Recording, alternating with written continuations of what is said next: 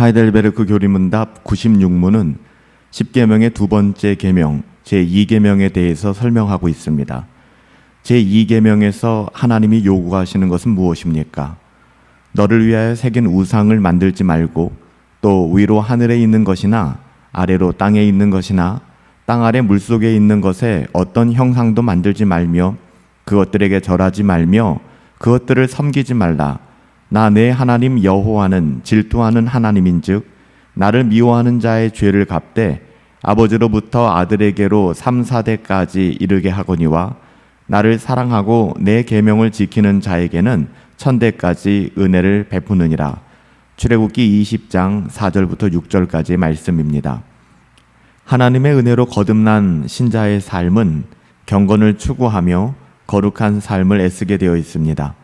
그래서 조나단 에드워즈도 하나님을 경외하게 되는 것이 하나님 자녀의 특징이다, 신자의 특징이다, 구원의 증거다라고 이야기했어요. 하나님을 경외한다는 것은 하나님을 사랑하고 존경함으로 두려워하는 것이죠. 거듭난 신자의 삶의 증거는 하나님의 자녀다운 삶을 살아가는 거예요. 경건을 추구하고 거룩한 삶을 애쓰는 것이죠. 하지만 신자에게 드러나는 열매들은 결코 구원의 조건이 아니라고 말씀드렸어요. 이것은 구원의 열매입니다. 좋은 나무가 좋은 열매를 맺는 것은 나무에게 있어서 스트레스가 아니라 자연스러운 것이죠. 그런데 생각해보면 그런 삶, 경건을 추구하고 거룩한 삶을 애쓴다는 것이 쉽지 않아요. 그래서 자신의 정체성을 늘 의심하게 되는 것 같습니다. 왜 그럴까요? 이는 우리의 영혼은 오직 은혜의 복음 안에서 예수 그리스도의 공로로 구원받았지만 우리가 육신을 가지고 이 땅을 사는 동안에는 죄성의 지배를 받기 때문입니다. 사도 바울 역시 이 고민에서 자유롭지 못했어요. 로마서 7장에 보면 죄성이 다스리는 육신의 연약함으로 사도 바울은 깊은 자괴감에 빠졌습니다. 오라 나는 곤고한 사람이로다. 이 사망의 몸에서 누가 나를 건져낼까? 우리가 성화를 씨름하는 것, 경건을 추구하고 또 거룩을 애쓰는 하나님의 자녀다운 삶, 이것은 우리의 힘으로는 불가능합니다. 그래서 예수님께서도 아무든지 나를 따라오려거든 자기를 부인해야 된다라고 말씀하신 거예요. 거룩한 삶, 또 구원의 여정은 결코 우리의 어떠함으로는 불가능하다는 것이죠. 오직 성령으로만 가능한 것입니다. 그래서 우리는 은혜의 방편인 말씀과 성례를 소중히 여기며 경건한 삶을 추구해야 하는 것입니다. 우리가 지난 시간에 살펴본 하나님 자녀다운 삶의 1계명은 너는 나 외에 다른 신을 내게 두지 말라는 것이었죠. 첫 번째 계명이 그것이었어요. 이 또한 우상 숭배를 하지 말고 하나님을 예배하라는 말씀이었습니다. 그러니까 첫 번째 1계명은 누구를 예배할 것인가, 예배의 대상에 대한 말씀이었다면 오늘 두 번째 계명은 예배의 대상인 하나님을 어떻게 예배할 것인가 하는 구체적인 예배 방식에 대해서 말하고 있는 거예요. 잘못된 예배가 있다는 것이죠. 우리의 어떠함으로 우리가 좋은 대로 예배해서는 안 된다는 거예요. 그것은 잘못된 예배입니다. 이것이 바로 우상 숭배라는 것입니다. 바르게 하나님을 예배한다는 것은 정말 중요합니다. 하지만 오늘날을 살아가는 많은 신자들이 여기에 있어서 무관심한 것 같아요. 우리가 바르게 하나님을 예배한다 하는 것은 하나님께서 주신 말씀대로 성경대로 우리가 예배하는 것을 말합니다.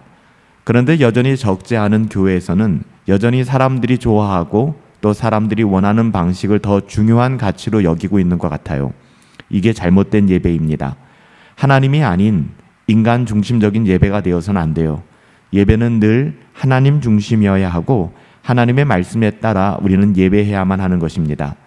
성경에서 찾아볼 수 있는 가장 잘못된 예는 창세기에 나오는 가인의 예배를 들 수 있어요. 가인도 나름대로 열심히 예배 드린 것 같지만 그는 잘못된 예배, 거짓 예배를 드렸습니다. 이어서 60만 명 이스라엘 백성이 금송아지 앞에서 예배하는 장면을 보게 됩니다. 어떻게 이스라엘 백성이 이렇게 타락할 수 있을까? 어떻게 금송아지 앞에서 예배할 수 있을까? 이스라엘 백성이 광야에서 열정적으로 하나님을 예배했다고는 하지만 성경은 이것을 우상 숭배였다라고 이야기합니다. 열정적으로 예배했지만 이것은 우상 숭배였다는 거예요.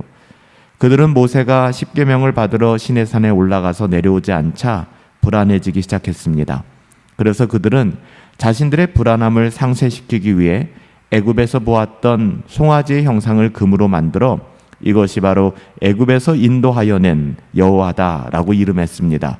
그리고 그 금송아지 앞에서 뛰고 즐거워하면서 예배했죠.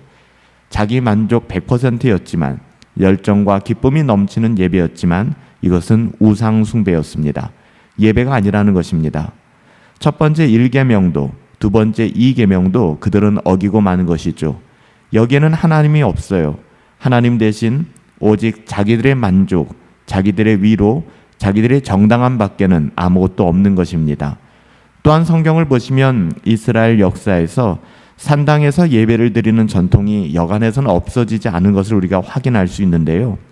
하나님께서 정해주신 장소에서만 예배하라고 하였습니다. 그것이 성소였죠. 이렇게 분명하게 말씀해 주셨는데 이스라엘 백성들은 세월이 흘러가면서 편의주의에 빠지고 말았습니다.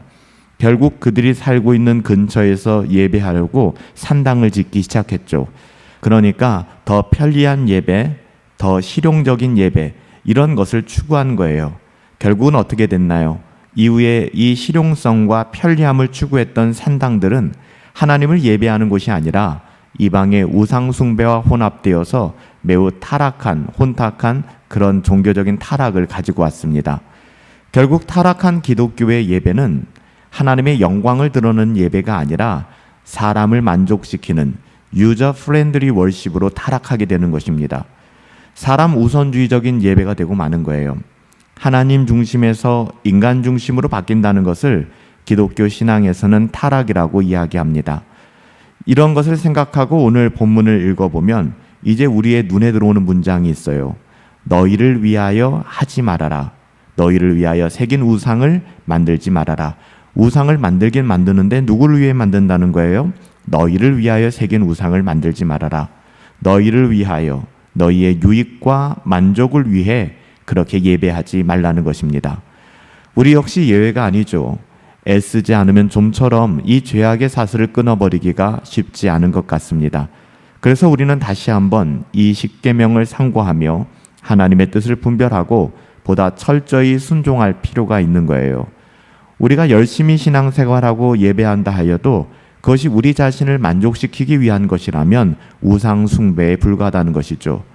오직 자기의 만족을 위한 것뿐이고 또 자기의 어떠함만을 위한 것뿐이지 하나님을 영화롭게 하는 예배가 아니라는 것입니다. 우리가 하나님을 예배할 때 우리의 마음에 있는 생각은 무엇입니까?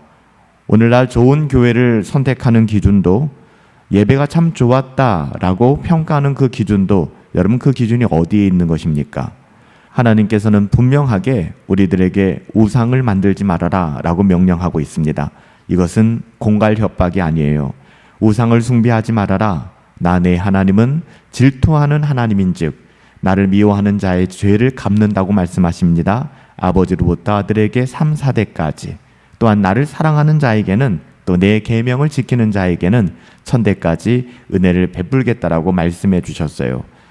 오늘 10계명의 두 번째 계명에 보면 경고도 있고 은혜도 있죠. 사실 경고보다 하나님의 은혜가 훨씬 더 강력합니다. 죄에 대한 책임은 3, 4대에 이른다라고 이야기하는 반면에 은혜는 뭐라고 이야기합니까? 천대까지 이르게 될 것이다 라고 말씀하시잖아요. 이것은 하나님께서 은혜 베푸시기를 기뻐하시는 선하신 하나님을 잘 보여주는 장면입니다. 오늘 우리가 살펴본 10계명의 두 번째 계명은 하나님을 바르게 예배할 것을 가르쳐 줍니다. 예배는 하나님의 말씀 안에서, 하나님의 뜻 안에서 드려져야 합니다. 우리의 신앙생활과 일상의 경건생활은 우리의 어떠함으로 만족하는 것이 아니라 오직 하나님의 말씀 안에서 살아내야 되는 것이고 드려져야 되는 것입니다. 솔라 스크립투라, 오직 성경의 가치를 가지고 우리는 공적인 예배도 드려야 되는 것이고 삶의 예배도 임해야 되는 것이죠. 우리의 편리함을 따라 예배가 변질되어서는 안 됩니다. 오직 하나님의 말씀이 기준이 되어 우리의 예배가 회복되어지고 그러므로 말미암아 하나님의 자녀다운 삶을 살아갈 수 있는 복된 저와 여러분들이 되시길 예수님의 이름으로 축복합니다. 살아계신 아버지 하나님, 우리들에게 우상을 금지하시고 하나님만을 예배하라 하여 주시며 우리가 어떻게 하나님을 예배해야 될 것인가 소상히 알려주시니 감사합니다. 율법을 통하여 하나님의 말씀과 계명을 통하여 우리가 어떻게 예배해야 되는지, 공적인 예배뿐만 아니라 우리의 삶의 예배, 우리의 삶의 태도를 어떻게 가져야 하는지 말씀하여 주시니 감사합니다. 우리 안에 있는 모든 우상의 문제를 해결하게 하여 주시옵시고 하나님을 경외하는 마음으로 경건을 추구하며 오직 하나님을 하나님답게 합당하게 여기며 예배하고 생활하며 살아갈 수 있도록 우리에게 은혜를 더하여 주시옵소서. 우리의 심령에 하나님의 더함없는 은혜를 부어주실 것을 믿사오며 존귀하신 예수님의 이름으로 기도하옵나이다. 아멘. 오늘도 경건한 삶을 추구하며 거룩한 삶을 애쓰며 우리 가운데 있는 모든 우상의 문제를 해결하고 거듭난 신자의 삶의 증거를 하나님 앞에 올려드릴 수 있었으면 좋겠습니다. 오직 하나님의 말씀이 우리의 삶의 기준이 되는 그런 일상과 또 신앙의 모든 영역들이 될 수 있게 되기를 예수님의 이름으로 축복합니다.